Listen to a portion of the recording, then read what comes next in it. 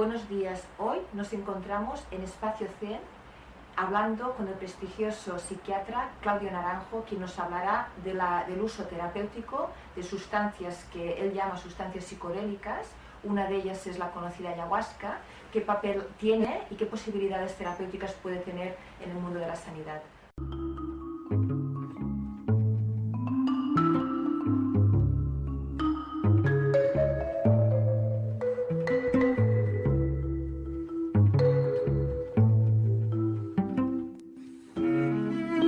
Buenos días, Claudio, encantada. Y para la gente que opina sin saber y que tiene una mirada exterior de lo que es la ayahuasca y el uso de estas sustancias como que usted llama sustancias psicodélicas como herramientas para hacer terapias psicológicas en sanidad, ¿cómo explicaría la importancia del terapeuta en el uso de ese tipo de sustancias y cómo, según su experiencia, cómo pueden beneficiarse los pacientes de ese tipo de terapias? Bueno, tal vez como prefacio a una respuesta, conviene saber que la ayahuasca se ha usado durante siglos, desde tiempos paleolíticos al parecer, porque hay petroglifos que indican este uso.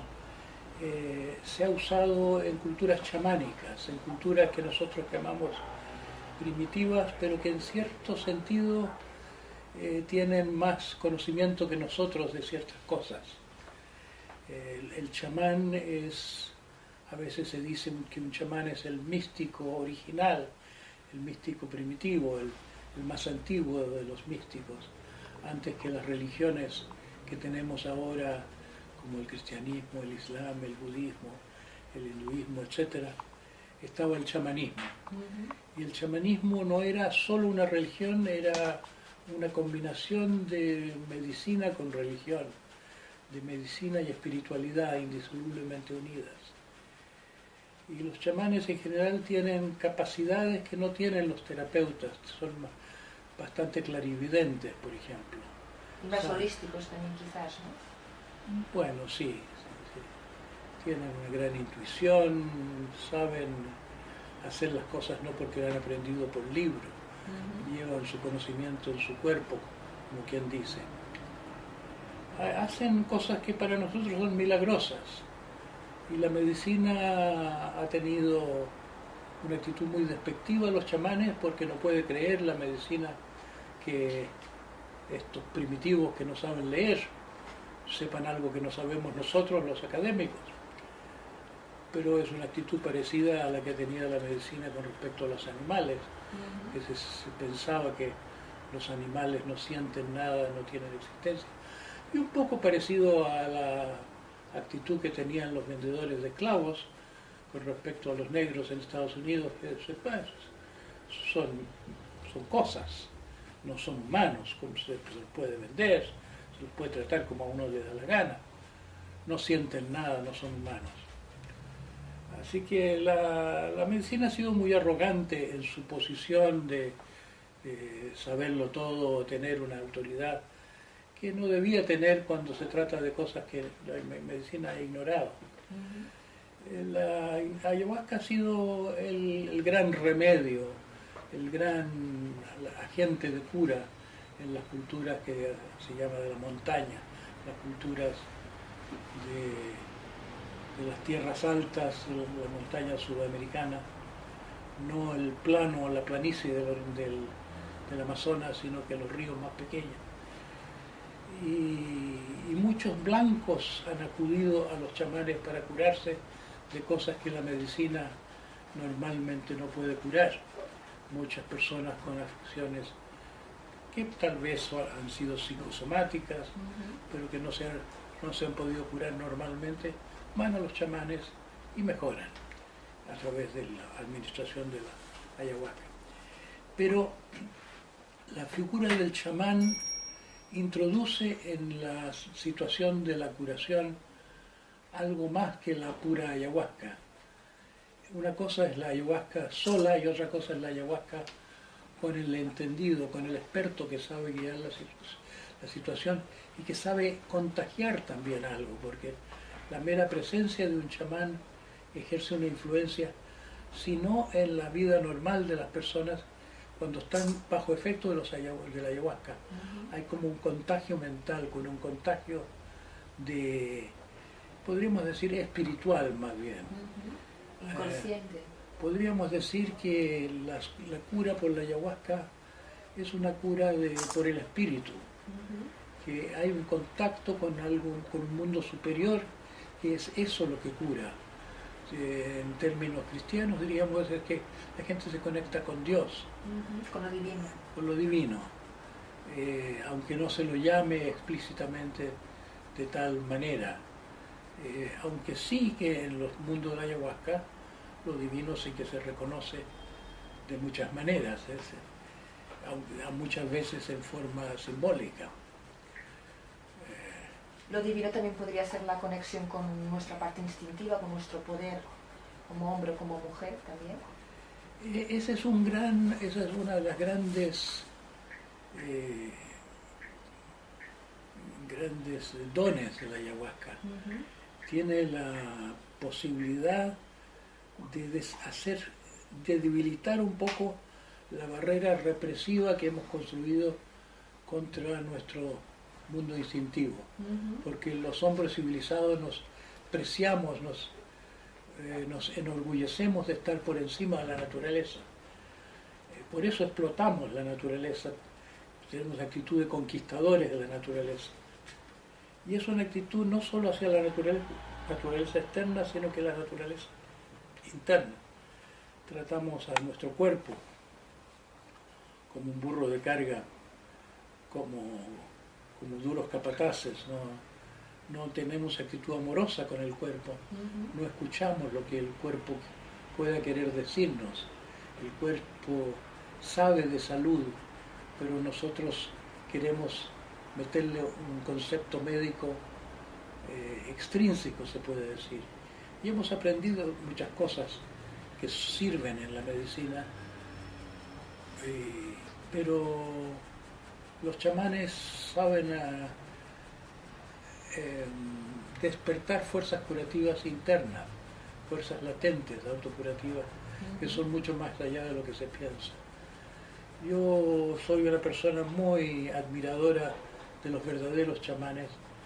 Yo tuve un paciente, por ejemplo, a quien le dije no puedo hacer más contigo, tenía una enfermedad coronaria y quería que yo lo ayudara con sus dolores anginosos, más allá de lo que la medicina podía, claro, con ciertos fármacos. Yo le decía, ya no puedo, hay un factor de angustia, hay un factor psicológico, indudable, pero yo soy una persona que va, que viene, que viaja mucho, no puedo ofrecerte una atención continua, te puedo recomendar cosas que te pueden servir. Y después de un año de hacerle esta declaración, me mostró un film en que había sido operado por un chamán que le abrió el pecho con una sierra mecánica, sin anestesia y sin dolor. Esas son las maravillas que hacen estos hombres, que le metió el dedo en una coronaria, le sacó un coágulo y después lo mandó de vuelta al hotel el mismo día con teleplástica. Que esto para la medicina... Para la medicina es absurdo, peligrosísimo, pero la gente sobrevive y este hombre se curó. Pues esto es lo importante. Es increíble, del libro de cuentos, es como para no creerlo. Yo lo he visto en film, vi la operación de este hombre mismo.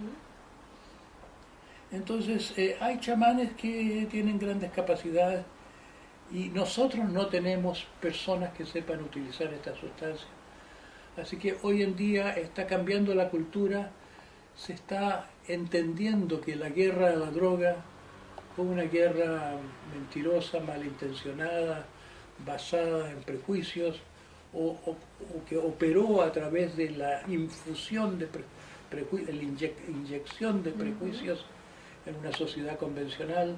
Prejuicios y quizás también, perdone que le interrumpa, quizás también intereses por parte de la industria farmacéutica. Sí, seguramente a la industria farmacéutica le conviene que estemos lo más enfermos posible para vendernos todo lo para que... vendernos cosas que no funcionan tanto. Ujú.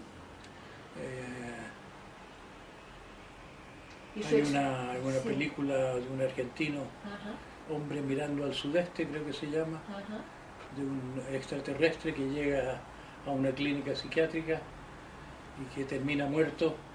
Me parece una gran parábola, una gran como paradigmática esa película. Ujú. Cómo se trata a la gente de una forma que no es sanadora, no tiene mucho que ofrecer la psiquiatría, no tiene mucho que ofrecer incluso la neurología hoy en día, diagnóstico sí, pero tratamiento muy poco.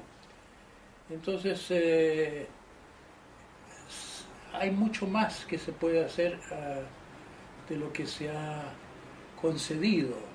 No se trata de que sirva o no sirva la ayahuasca, sirve tanto más de lo que la gente imagina, que una sola sesión de ayahuasca puede cambiar una vida.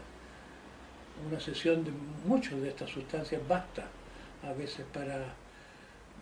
Hay muchas personas que han tomado uno de estos fármacos en condiciones, claro, en condiciones expertas, en condiciones propicias, y que dicen, yo he estado en psicoanálisis hace 20 años y nunca he podido superar mi condición en la forma como ahora lo veo.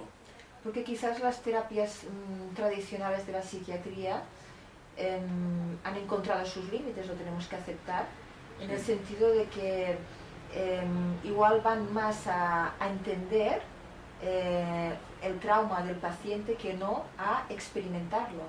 Y de alguna manera quizás este tipo de sustancias como la ayahuasca sean liberadoras, porque como usted decía, es decir, es como un tratamiento integral entre la mente y el cuerpo. De alguna manera sería como nuestra sociedad, nuestra mente patriarcal, como usted siempre dice, ha dividido al hombre entre el hemisferio cerebral izquierdo y el derecho.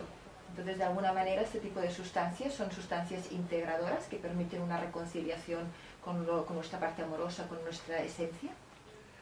Sí, son fármacos integradores, permiten no solo la recuperación del instinto, sino que la recuperación de la intuición. Esto se expresa en el mundo de la ayahuasca, en el mundo de las experiencias de la ayahuasca, en la forma de los espíritus guías. Nosotros no tenemos ese concepto, el racionalismo no permite, no valida el que una persona diga que le habló un ángel o que sintió una voz que le decía mira este asunto o toma en cuenta tal y cual cosa. Pero bajo efecto de la ayahuasca sí que se hace presente esta función intuitiva, que tal vez sea la función del cerebro derecho, simplemente que parece hablar, que parece que fuera otra persona, que tiene una personalidad que es como un otro yo que tenemos. Entonces a veces se presenta como una voz, y uno diría científicamente, pero esto es muy subjetivo. Pero la prueba es más pragmática. ¿Es subjetivo o no? Lo que habría que ver es si la persona le obedece a esta voz, a este guía interior que aparece a veces en forma de un ángel, a veces en forma de un maestro interior, a veces a través del arquetipo junguiano del viejo sabio, a ver si esa voz dijo algo que sirvió o tuvo efecto el oráculo. Y la verdad es que la gente que le hace caso a sus experiencias de ayahuasca mejoran su vida, hacen ajustes, hacen cambio de rumbo, a veces entienden que estaban equivocados. Es muy importante darse cuenta en la vida cuando uno ha estado equivocado, pero la gente tiene muy poca capacidad, poca modestia para poder decir he estado equivocado. Uno se aferra a sus convicciones, a sus hábitos. Y el uso de la ayahuasca, tengo entendido que usted ha llevado a cabo un proyecto muy interesante sobre la aplicación de la ayahuasca en las cárceles. Me interesaría un poquito que nos explicara esta experiencia. Yo no lo hice personalmente, directamente, pero yo le he dado todo mi apoyo y he formado a gente en el programa SAT, que existe en distintas partes del mundo y también en Brasil. Se formó gente que trabaja en las cárceles, gente que ha tenido esta vocación de ayudar a la gente en la cárcel, gente con mucha compasión, gente con mucha fe de que las personas en las cárceles son tan humanos como el resto y tanto potencial como el resto de las personas, que no debemos cegarnos con esto de que algunos tienen el rótulo criminales. De buenos o malos, ¿no? De buenos y malos, sí. Entonces han llevado elementos de mi programa, no han llevado solo la ayahuasca a la cárcel, sino que han llevado el autoconocimiento, han llevado el teatro terapéutico y otros elementos. Ha funcionado muy bien. Se puede decir que esa es una ayahuasca bien llevada. Podría ser una psicoterapia, es una psicoterapia de grupo en realidad, ¿no? Sí, sí. Es una psicoterapia de grupo, pero en que no es mucho lo que se habla. Sino lo que se experimenta quizás. Se apoya más la experiencia en la música. Se parece más a un rito. El rito de la ayahuasca es una ocasión para que la gente esté consigo misma en una actitud de entrega a algo que pasa por ellas. Muchas veces se comparan las experiencias psicodélicas con un viaje, porque ese es el carácter, es como que normalmente uno está que no pasa nada y aquí pasan muchas cosas, se acelera el tiempo y vienen muchas comprensiones, vienen imágenes, se llaman a veces alucinógenas de esta sustancia, pero en un sentido aproximado a la palabra no se confunde la realidad, sino que se aparecen visiones, miraciones lo llaman los brasileños. Hay imágenes que cuando se cierran los ojos a uno le dicen a veces bastante claramente, le comunican su mensaje como si fueran sueños lúcidos. Entonces se combinan las intuiciones que aparecen como... Una vez leí que incluso que el uso de este tipo de sustancias, y en concreto de la ayahuasca, tenía una repercusión a nivel del cerebro en la parte de la lengua, entonces como en la parte de la memoria emocional más antigua, y entonces esto permitía conectarse con nuestras, incluso con traumas que habíamos vivido en una infancia muy temprana, y era muy catártico. Eso no es tanto de la ayahuasca como del MDMA.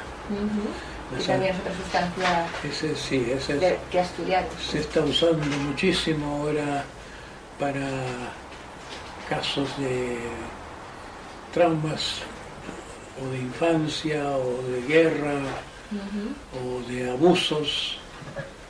Son muy comunes los abusos, se están desenterrando y mucha gente, cuando yo empecé a ensayar, cuando yo descubrí el MDA, que es el precursor del éxtasis, que después se pasó a reemplazar por el éxtasis porque resultaba tóxico para algunas personas, pero el MDA tenía los mismos efectos.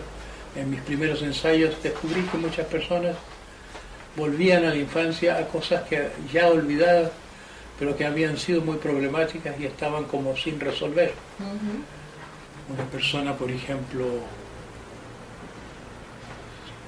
empezó a sentir, que sufría que no era hombre, que no era una persona, un ser humano, o debía ser un ser humano.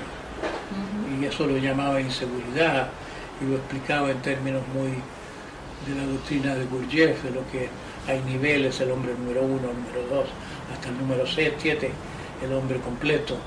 Y él se sentía que una inferioridad con respecto a lo que debía ser un hombre completo.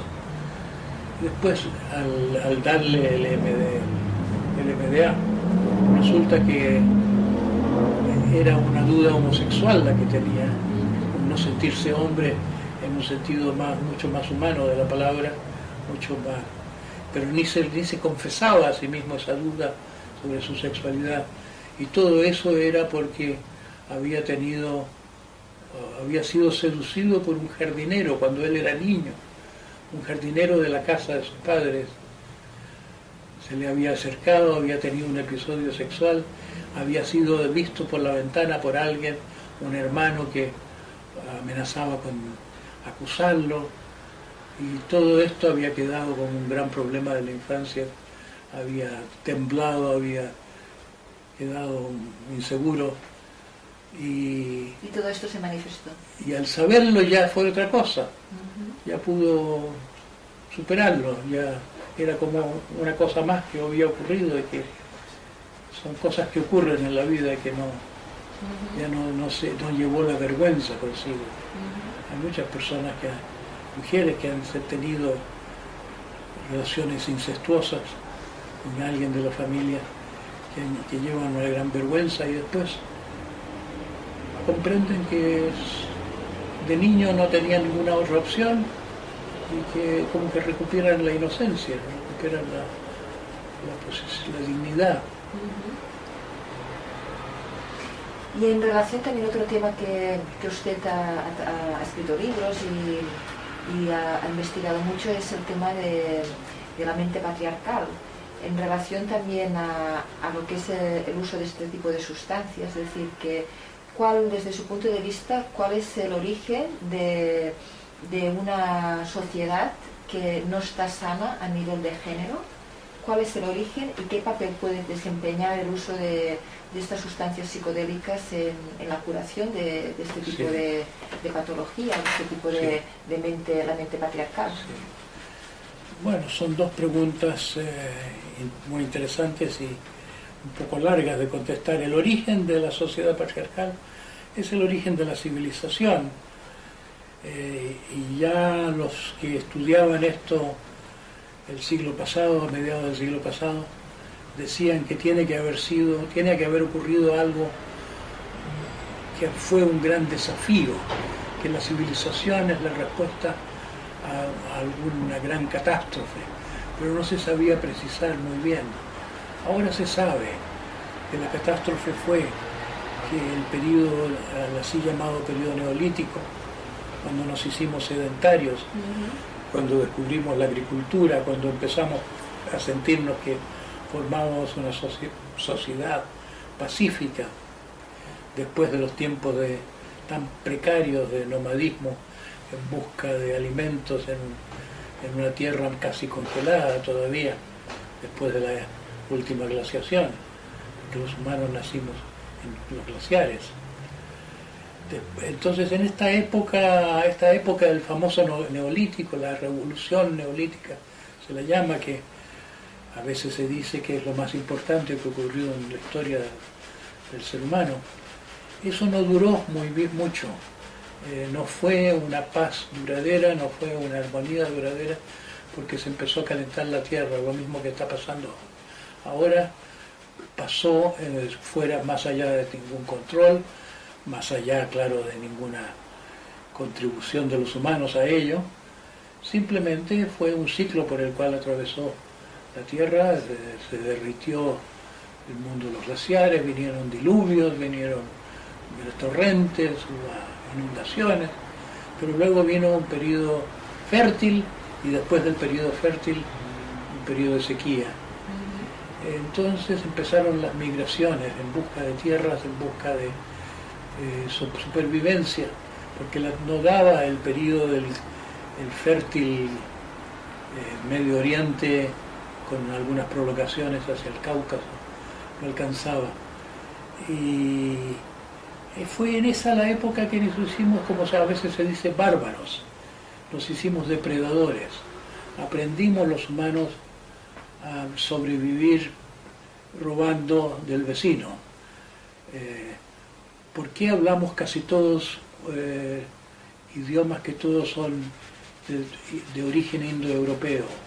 ¿Por qué todos los idiomas europeos y americanos, bueno, no los originales sudamericanos, pero por qué tantos de los idiomas del mundo son derivados del indoeuropeo? Porque hubo un gran poder, que fue un liderazgo masculino, partió del Cáucaso, partió de los inventores de la carreta, de los inventores de la rueda con eje metálico. En primer lugar fueron en el caso de los domesticadores del caballo. Cuando se domesticó el caballo, se inventó un gran elemento de poder, de liderazgo, pero también de robo. Se instituyó el robo de caballos. La riqueza era cuántos caballos tienes en esa época. Pero en una sociedad de dueños de caballos se puede de noche ir, tomar caballos ajenos y llevarlos lejos. Empezó en la precariedad a tener su solución a través de una actitud predadora, no de la violencia directa, sino del robo.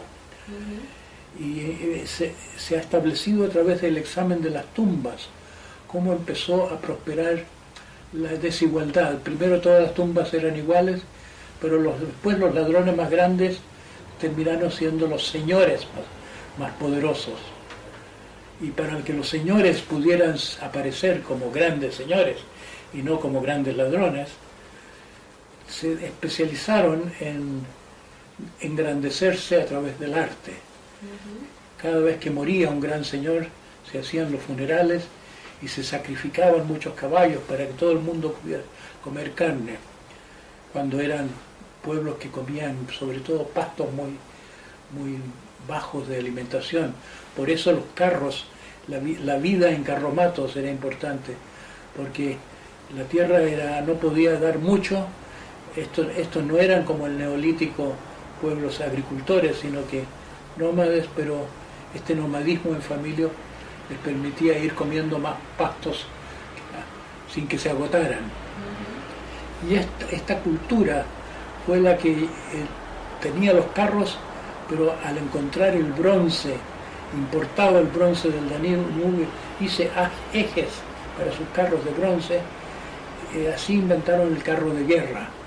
Y este carro de guerra permitió que empezara el Cáucaso a dominar primero la India, después a Grecia, después el resto de Europa. Todas las culturas europeas se volvieron patriarcales por una invasión patriarcal de esta gente muy salvaje, muy agresiva y muy inteligente, muy astuta, que tenían siglos de supervivencia a través de la fuerza y de la astucia. Parece que esa fuera uno de los grandes elementos en la historia de cómo la civilización entera se volvió astuta, inteligente, tecnológica y predadora, canalla, digamos yo, porque a mí me gusta hablar que somos unos caníbales que se han inventado tanta retórica autoidealizadora que no están acostumbrados a reconocerlos. No estamos acostumbrados. Curiosamente, cuando los psicóticos entran en sus delirios, lo más común es que la gente se siente soy un ladrón. Es como que es la condición humana ser ladrón, pero solo los psicóticos lo confiesan, los psicóticos son más verdaderos que el resto de la gente. Porque de alguna manera son capaces de ver su sombra. Eso, sí. Ver su realidad, que es la realidad que hemos condenado a la oscuridad, a la sombra. ¿Y cómo piensa usted que puede, en una sociedad como la de hoy en día, cómo se puede superar la mente patriarcal? Bueno, mi misión, mi militancia, digamos, ha sido el cambio de la educación. Yo me he concentrado en esa idea de que tenemos el mundo que tenemos porque no tenemos más de educación, que la educación que hemos diseñado para transmitir supuestamente nuestros valores, pero en realidad nuestras plagas. Hemos querido que nuestros hijos sean igualitos a nosotros, porque nos autoidealizamos, porque no vemos lo deficientes que somos, no vemos la sociedad problemática que tenemos. Entonces hemos diseñado una educación con este espíritu de reproducir el sistema, que nuestros hijos sean iguales que nosotros. Mi apuesta es que podríamos tener una educación para la evolución, para el desarrollo humano, no para ser igualitos a nuestros padres, sino para desarrollar la creatividad, para ser quienes somos, la individualidad, para llegar a ser quienes somos. Para desarrollar nuestro potencial. No somos, un ser humano es mucho más de lo que se sabe, de lo que se imagina. El ser humano crece en una jaula de la cultura que se le impone. Entonces yo he militado por un cambio de la educación con mucha energía, con mucho entusiasmo y con un relativo éxito, porque he interesado a la comunidad, he interesado a una fracción de los educadores en el cambio de la educación.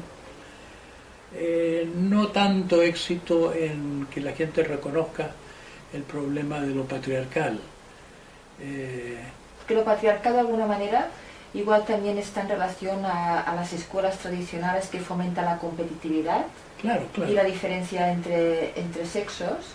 En este sentido también modelos educativos más modernos, más progresistas, como Escuela Montessori, como pedagogía Waldorf, ¿piensa usted que podrían ayudar en esta evolución a nivel de conciencia? Yo creo que la educación no cambia porque haya algunas escuelitas que son de excepción.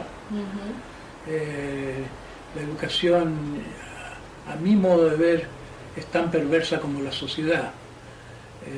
Debíamos tener suficiente sabiduría para comprender que meter un niño en un colegio es meterlo en el infierno. Aunque algunos niños buenos tienen la esperanza de que sacándose buena nota los van a querer más y van a salir del hoyo en que están metidos afectivamente, aunque hay eso también, pero no es un buen lugar la escuela para vivir.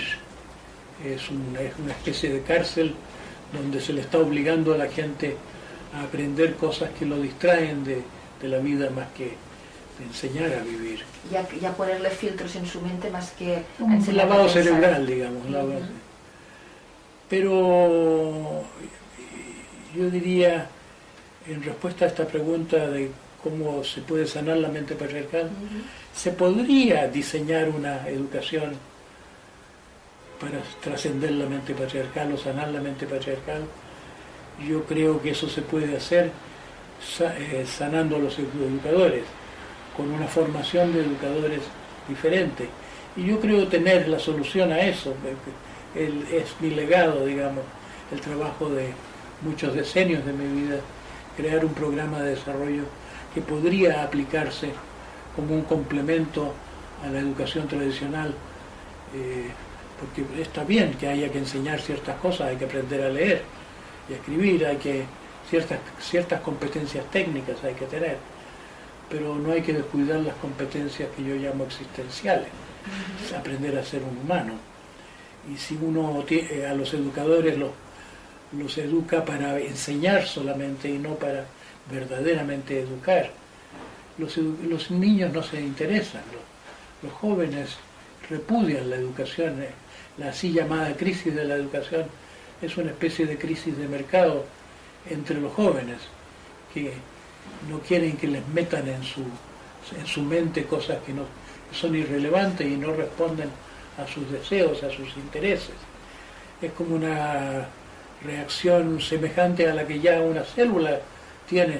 Las células no dejan entrar a través de su membrana celular a sustancias extrañas. Solo la sustancia que la célula requiere del ambiente la asimila.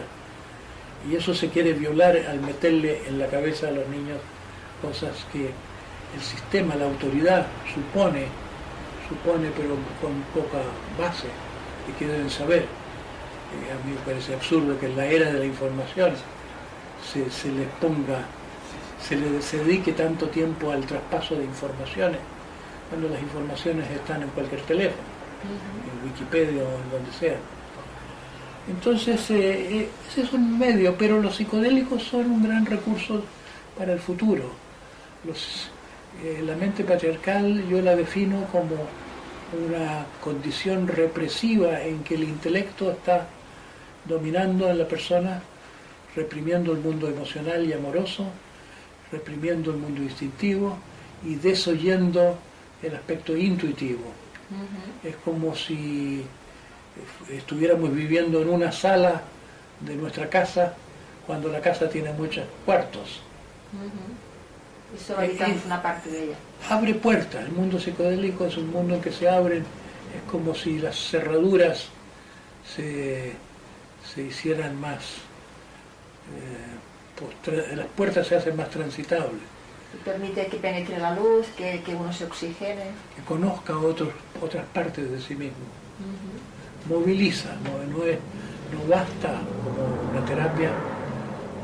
Yo creo que la experiencia debe ser preparada terapéuticamente y debe ser elaborada terapéuticamente. Y por eso no me parece que baste con lo que está empezando a ocurrir, es que la cultura está cambiándose, la cultura tal vez porque se da cuenta de lo maligna y destructiva que fue la guerra de la droga, porque se da cuenta de la mentira que fue atribuirle a motivos de salud la guerra a la droga, que en realidad no es una guerra contra la salud. Las drogas no son contrarias a la salud, fue un pretexto político de taparle la boca a la contracultura, una generación de jóvenes que estaban muy bien orientados, jóvenes que originaron la ola principal del feminismo, el interés por la democracia, la ecología, tantas cosas que surgieron de los años 60, la interés en las cosas de la espiritualidad de Oriente, creatividad terapéutica. Fue una generación muy rica, pero una generación que estaba estimulada por la marihuana y tal vez por otras drogas. El LSD, claro, una oleada de LSD. Entonces las autoridades se asustaron las autoridades. ¿Qué va a pasar con este ataque a la cultura, a la cultura patriarcal, que es una cultura de autoridad violenta, una cultura de guerra, una cultura de bárbaros que se volvieron militares, gobiernos militares. Todos los gobiernos son militares en esencia. Se han ocupado muy poco de lo que creían los antiguos que era lo fundamental del gobierno. Gobernar es educar, pensaban los antiguos. Pero educar, como usted bien sabe, es educir, es decir, sacar de dentro lo que permitir el desarrollo de las del potencial de las personas. Es más fácil, imagino, educar que curar a individuos mayores que ya tienen unos traumas, una patología. Es decir, y esto a nivel institucional, es decir, si hubiese este cambio de conciencia a nivel monetario, es decir, a nivel de inversión en políticas públicas, es decir, sería un ahorro. Sería una inversión. Invertir en la educación sería una inversión para evitar muchos males mayores. Y aunque suene casi un reto utópico, invertir en la educación, en la formación de centros de formación psicodélica.